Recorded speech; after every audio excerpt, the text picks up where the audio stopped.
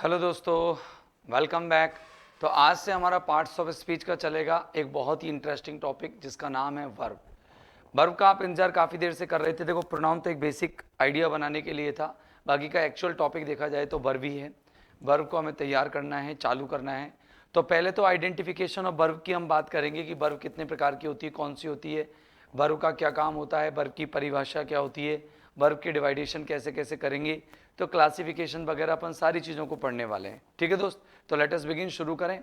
तो देखिए, आज का जो चैप्टर रहेगा हमारा वर्ब्स का पार्ट 1 रहेगा। क्या रहेगा? वर्ब्स का पार्ट 1। तो लेट अस बिगिन, शुरू करते हैं। चलो देखिए, ओके, तो स्टार्ट करते हैं दोस्त। पार्ट 1 करूँ शुरू। देखिए, सबसे पहले हम बात करें वर्ब की। पार्ट्स ऑफ स्पीच का ही भाग है ये, ठीक है ना। वर्ब किसे कहते हैं? तो देखो, वर्ब की बात करें तो वर्ब क्या होती है? वर्ब को अपन बोलते हैं कि जो डिफाइन करती है N action of a subject. The word that defines N action of a subject, कि जो सब्जेक्ट के एक्शन को डिफाइन करता है वो क्या कहलाता है? वर्ब कहलाता है। ठीक है ना। तो जो सब्जेक्ट के एक्शन यानी कार्य को डिफाइन करता है, कार्य को रिप्रेजेंट करता है, वो जो वर्ड होता है वो क्या कहलाता है? वर्ब कहलाता है। तो अगर वर्ब की डेफिनेशन देखें, वर्ब को हिंदी में कहते हैं दोस्त क्रिया। क्या कहते हैं? क्रिया। तो वर्ब की डेफिनेशन क्या हुई कि द वर्ड, वो शब्द, द वर्ड दैट डिफाइंस, जो डिफाइन करता है क्या? An action, N action of the subject. जो सब्जेक्ट के एक्शन को डिफाइन करता है वो क्या कहलाता है? वो वर्ब कहलाता है। जो सब्जेक्ट के एक्शन को डिफाइन करता है, जो सब्जेक्ट के कार्य को डिफाइन करता है, वो क्या कहलाता है? वर्ब कहलाता है। The word that defines N action of the subject. लेकिन अगर मैं कहूं तो मेरी जो लैंग्वेज में वो वर्ब की डेफिनेशन क्या होगी कि द वर्ड, ओके, ये मेरे अकॉर्डिंग है। द वर्ड, ये वो शब्द होता है, ठीक है ना, दैट शोज जो दिखाता है, ओके, क्या दिखाता है? That shows an action, comma, a condition, comma, a position,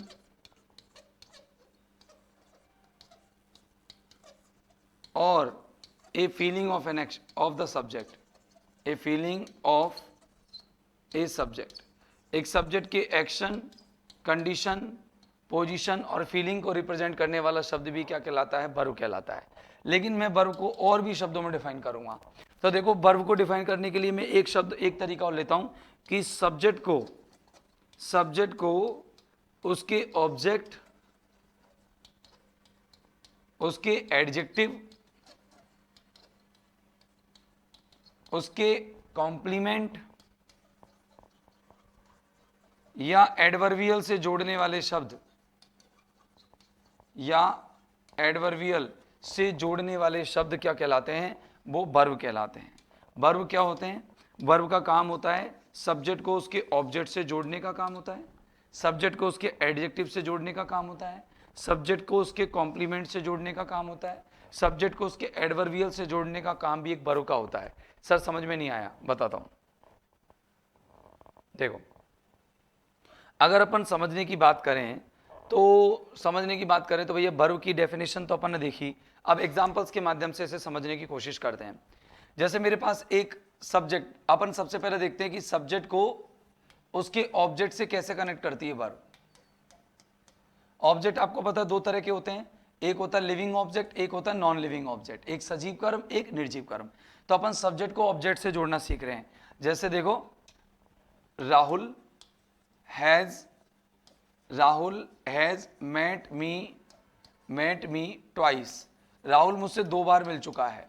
अब मैं आपसे पूछूं कि राहुल ने मेरे साथ, यानी कि राहुल ने अपने ऑब्जेक्ट पर क्या क्रिया की? राहुल को उसके ऑब्जेक्ट यानी मुझसे कनेक्ट करने के लिए राहुल ने कौन सी क्रिया की? राहुल ने मुझसे कैसे कनेक्ट किया? मुझसे मिला।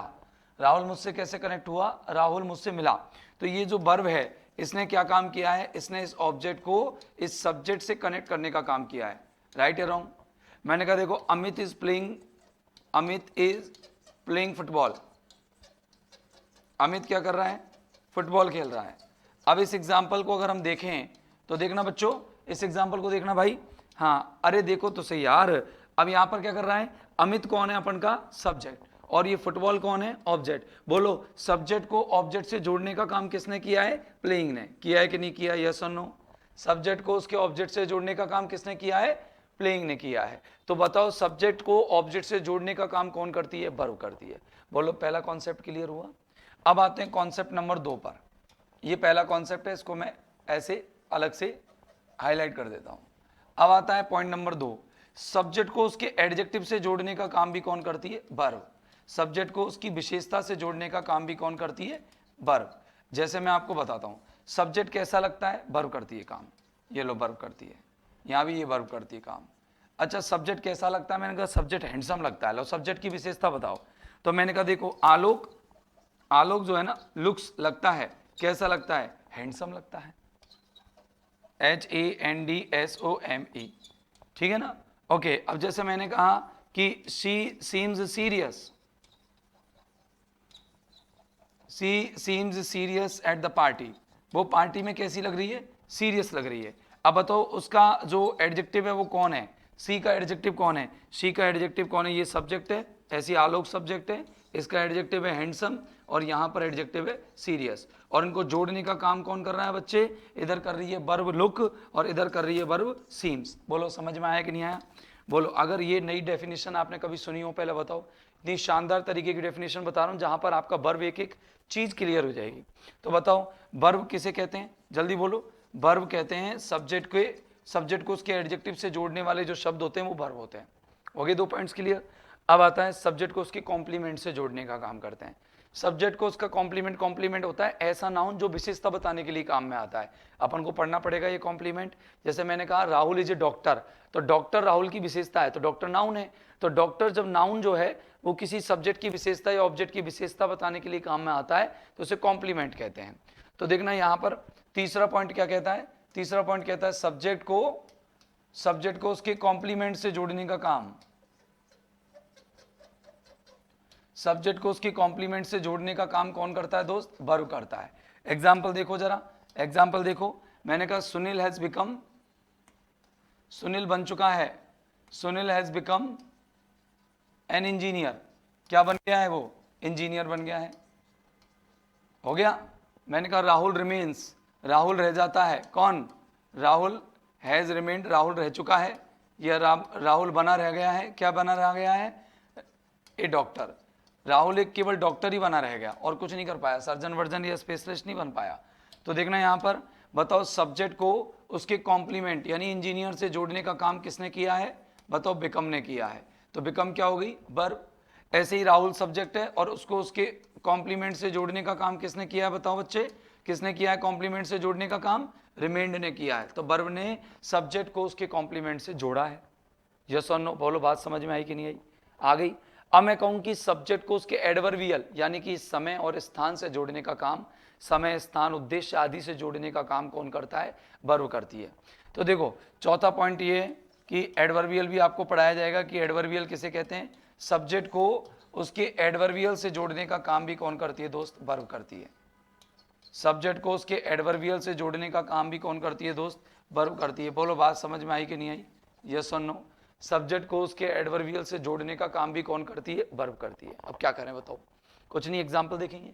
जैसे मैंने कहा एडवर्बियल क्या होता है, एडवर्बियल का मतलब एक शॉर्ट में समझ लो, प्लेस होता है, एडवर्बियल का मतलब टाइम होता है, एडवर्बियल का मतलब रीजन होता है, एडवर्बियल का मतलब पर्पज होता है, कॉन्ट्रास्ट होता है, कंडीशन होती है, कुछ भी हो सकता है, ठीक है ना, प्रपोजिशनल फ्रेज आ सकता है, ठीक है ना।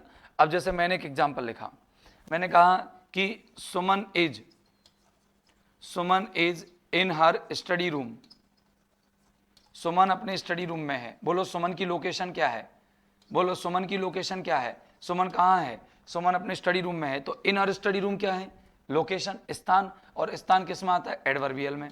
तो ये एडवर्बियल को जोड़ने का काम किससे, सुमन से, किसने किया है, इज ने, राइट। मैंने कहा कि अमन वेंट टू जयपुर, अमन जयपुर गया, वेंट टू जयपुर।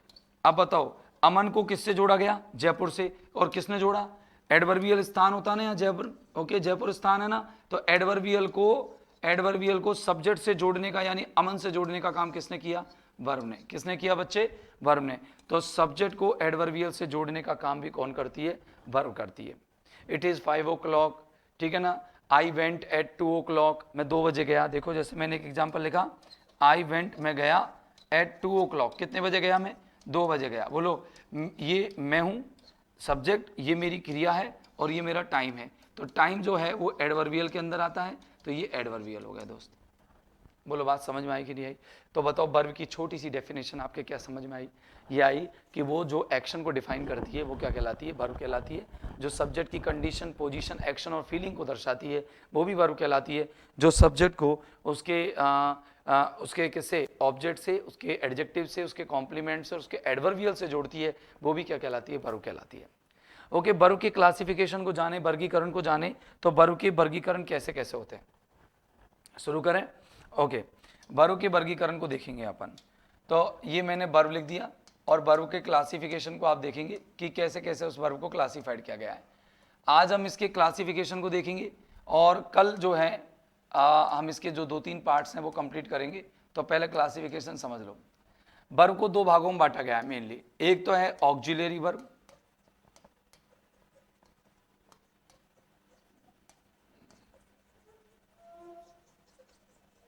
और एक है मेन वर्ब्स।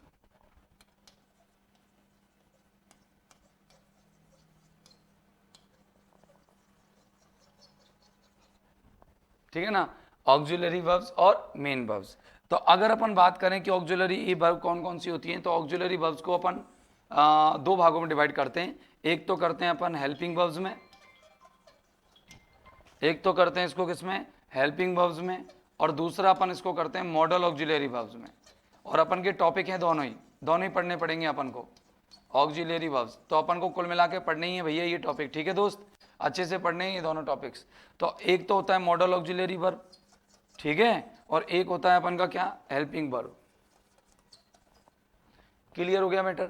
दूसरा, अगर अपन से बात करें कोई मेन वर्ब के कितने प्रकार होते हैं, तो मेन वर्ब अलग अलग आधारों पर बढ़ती है। कैसे बढ़ती है? फॉर्म्स के आधार पर, ऑब्जेक्ट के आधार पर, अलग अलग तरीके से बटेगी। ऑब्जेक्ट के आधार पर, नंबर के आधार पर, number of the subject, number के आधार पर, और फंक्शन के आधार पर, FUN CTION। तो मैं इनके अलग अलग तरीके से बांट के इसको क्रियाओं को बताऊंगा आपको कि रूपों के आधार पर, फर्स्ट फॉर्म सेकंड फॉर्म वाले जो रूप होते हैं ना, वो ऑब्जेक्ट, ट्रांजिटिव, इंट्रांजिटिव, संख्या के आधार पर यानी कि सिंगुलर प्लूरल वर्ब होती हैं, और फिर फंक्शन के आधार पर अपन पढ़ेंगे क्वासी वर्ब, लेक्सिकल वर्ब वगैरह वगैरह। इसमें कई सारी वर्ब अपन पढ़ने वाले हैं। तो अपन की अगर हेल्पिंग वर्ब की बात करें तो हेल्पिंग वर्ब में चार्ट में कौन कौन आता है जरा देखना बच्चे। हेल्पिंग वर्ब में कौन कौन आता है? हेल्पिंग वर्ब में तुम्हारे आती है एक तो इज, एम, आर, एक आती है वॉज, बर, एक आती है आपकी हैज, हैव और हेड। मालूम है ना आपको, हैज, हैव, हेड। और एक आते हैं आपके डू, डज और डिड, डू, डज और डिड। Is it okay? और जो मॉडल ऑक्सिलरी वर्ब हैं वो कौन कौन से आते हैं? कैन, कुड, मे और might. Can, could, may, might, ठीक है ना। एक है बिल, शैल, नीड, डेयर, हो गया। शुड, वुड, मस्ट और टू और डेयर, यूज टू। बहुत बढ़िया तरीके से इनको पढ़ेंगे, मॉडल्स आराम से हो जाएंगे। टोटल 13 मॉडल्स हैं और आपकी 11 जो है हेल्पिंग वर्ब्स हैं, और ये 13 मॉडल्स हैं।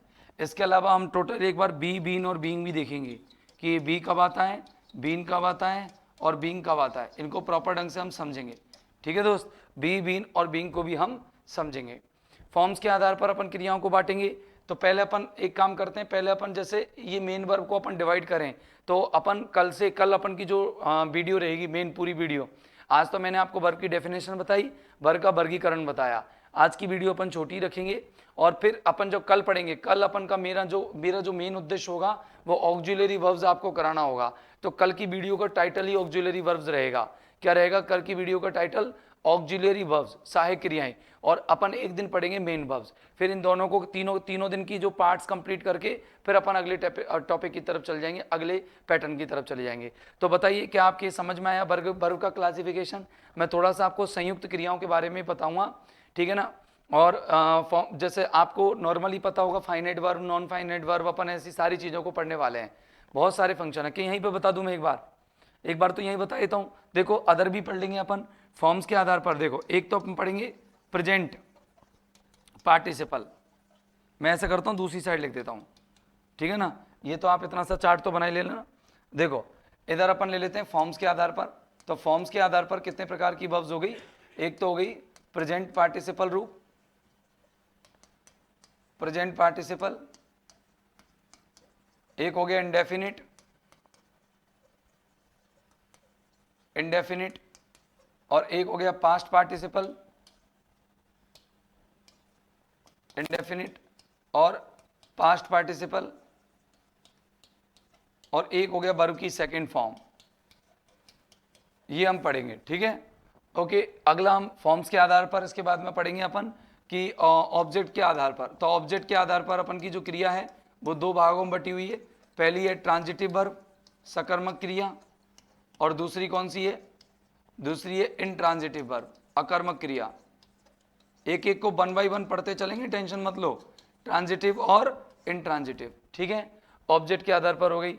तीसरा अपन को पढ़ना है किसके आधार पर, फॉर्म्स हो गया, ऑब्जेक्ट हो गया, नंबर के आधार पर। तो नंबर के आधार पर टोटल कितने प्रकार की वर्ब होती है, दो प्रकार की। एक तो होती है सिंगुलर SINGULAR, और दूसरी वर्ब होती है दोस्त कौन सी, प्लूरल। नोट्स बना लेना, सिंगुलर और प्लूरल। और जो तीसरा टाइप हम पढ़ेंगे, एक तो फॉर्म्स के आधार पर पढ़ेंगे, फॉर्म्स के आधार पर पढ़ने वाली क्रियाएं, ऑब्जेक्ट के आधार पर, नंबर के आधार पर, और एक अपन पढ़ेंगे किसके आधार पर, बताना किसके आधार पर अपन पढ़ेंगे, ये लिख रहा देखो लास्ट क्या है, फंक्शन के आधार पर। तो देखो फंक्शन के आधार पर अपन को कौन कौन सी पढ़नी है। तो देखो फंक्शन में क्या है, अपन पढ़ेंगे linking verbs, LINKING, linking verbs कौन कौन सी होती हैं। इसके बाद अपन पढ़ेंगे क्वासी वर्ब्स कौन कौन सी होती हैं, ये नाम सुने होंगे आपने, क्वासी वर्ब्स। एक पढ़ेंगे अपन तीसरी फाइनाइट वर्ब कौन कौन सी होती हैं, FINITE, फाइनाइट वर्ब्स। और एक हम पढ़ेंगे नॉन फाइनाइट वर्ब्स कौन सी होती हैं, नॉन फाइनाइट वर्ब्स, ठीक है दोस्त। तो अपन का ये वर्ब का क्या हुआ, क्लासिफिकेशन हुआ, टोटल वर्गीकरण हुआ। तो आज की क्लास में मैंने आपको सिर्फ डेफिनेशन और क्लासिफिकेशन के बारे में रूबरू कराया है। क्लास छोटी रही है, क्लास मात्र 15-20 मिनट की, शायद 15-17 मिनट की रही है। और अपन जब कल क्लास पढ़ेंगे, कल हमारी लंबी क्लास रहेगी पूरी, लगभग 40-45 मिनट की, जिसके अंदर आप अभी तो इतने से नोट्स बना लो वर्ब की परिभाषा और क्लासिफिकेशन से रिलेटेड, और फिर अपन एक काम करेंगे 1 बाय 1 इन दोनों चैप्टर्स को क्लियर कर लेंगे। पहला ऑक्सिलरी वर्ब, फिर आपकी मेन वर्ब। तो दोस्तों आज के लिए लेता हूं मैं आपसे विदा, फिर मिलते हैं कल अगले एपिसोड में। तब तक के लिए have a nice time, good day, goodbye, thank you very much, bye bye.